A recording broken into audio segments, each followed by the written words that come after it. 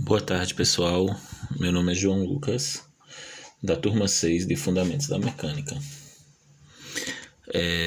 Nos vídeos anteriores, falamos sobre centro de massa para um sistema de partículas e centro de massa para corpos maciços e lineares, né? Nesse vídeo, vamos falar sobre a segunda lei de Newton para um sistema de partículas. Certo? Vamos tentar aqui fazer a demonstração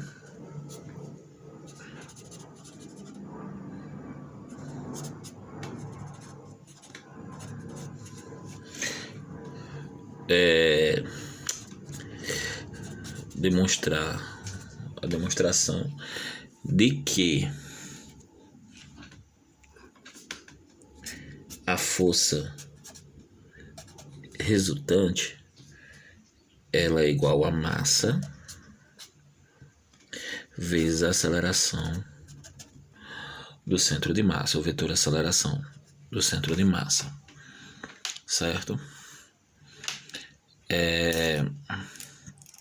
Antes da gente começar a demonstração, vamos deixar explícito que essa força resultante são forças externas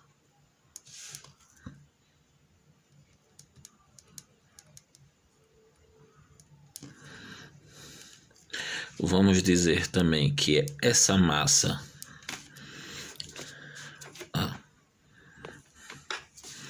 é a massa total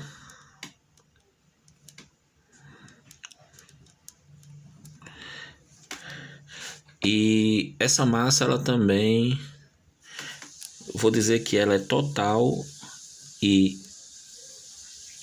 invariável,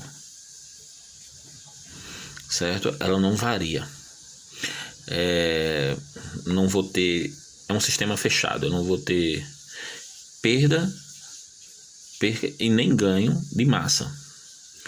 E essa aceleração, ela é a aceleração do centro de massa, certo? Sem levar em consideração outras partes que o corpo possui.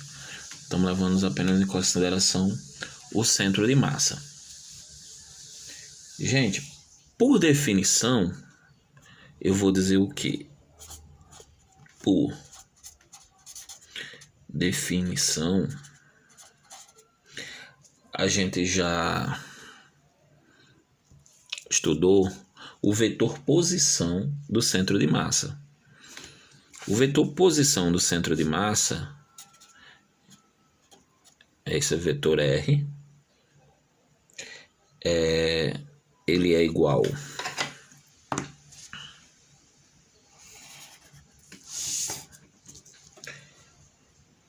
a massa 1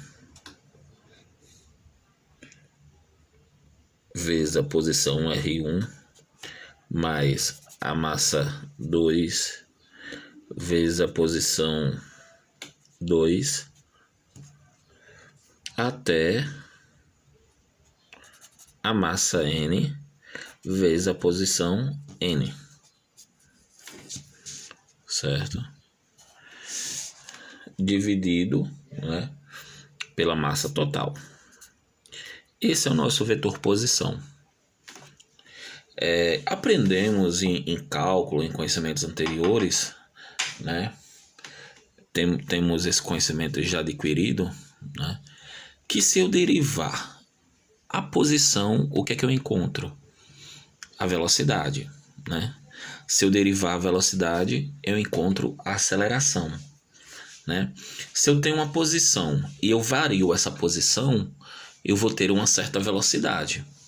E se eu tenho uma velocidade e eu variar essa velocidade, né, eu vou ter uma aceleração. Aqui eu tenho que o vetor posição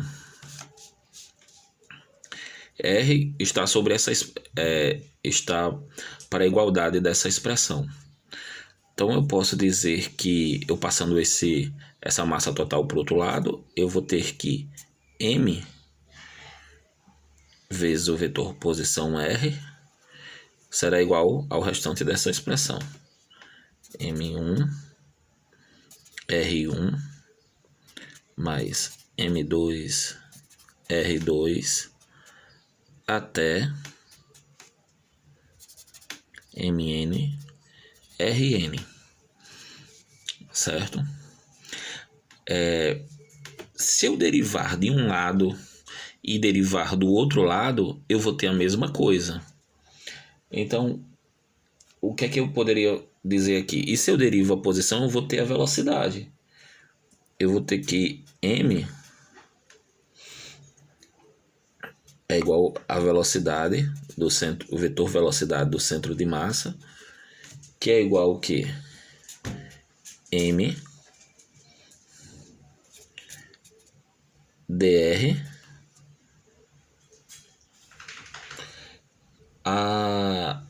eu vario em relação ao quê? Em relação ao tempo.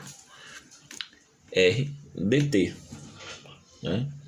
Daí eu vou ter a igualdade que M1 é igual a V1 mais M2 V2 até Mn Vn, certo? O que foi que aconteceu aqui? Para ficar mais explícito aqui,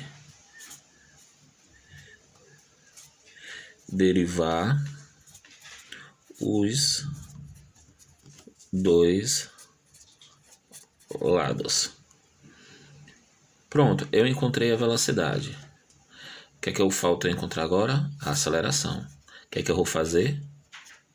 Derivar os dois lados dessa expressão, né? Essa derivação é a variação da velocidade no tempo. O que é que ela vai me dar? A aceleração.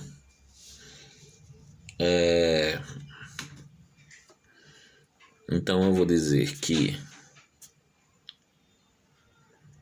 seria igual a m vezes a aceleração, o vetor aceleração de quem? Do centro de massa.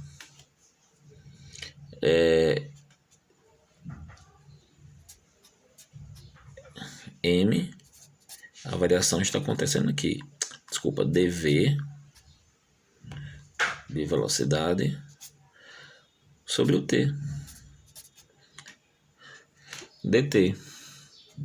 Aí eu vou encontrar a expressão de M1 A1. Lembrando que todos esses aqui são vetores. Mais M2 A2 até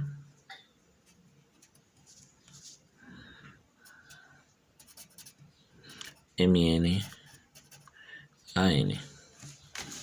Só corrigir aqui. Todos eles têm direção e sentido. Vetor posição. Ok. Se eu prestar atenção aqui, eu tenho massa 1 vezes aceleração 1. Isso aqui implica que eu vou ter uma força 1. Eu vou ter aqui M2A2. Implica também que eu vou ter uma força 2 até uma força N. Certo? Até uma força N. Então eu vou ter que a massa vezes a aceleração do centro de massa, eu vou ter a soma de todas essas forças, F1 mais F2 mais até Fn. A soma dessas forças vai ser uma força resultante, né? Então, essa força resultante, ela é igual a massa vezes a aceleração do centro de massa.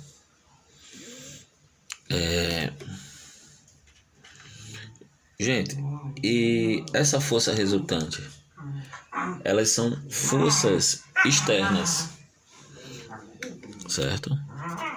Como falamos. Por quê? Porque todas as forças internas, eu tenho uma força 1, tenho uma força 2, até a força N, elas se anulam. Então, isso aqui são forças externas. Porque elas se anulam. A própria lei de Newton já diz, é o par ação e reação, né? Então esse é o nosso terceiro vídeo. Muito obrigado.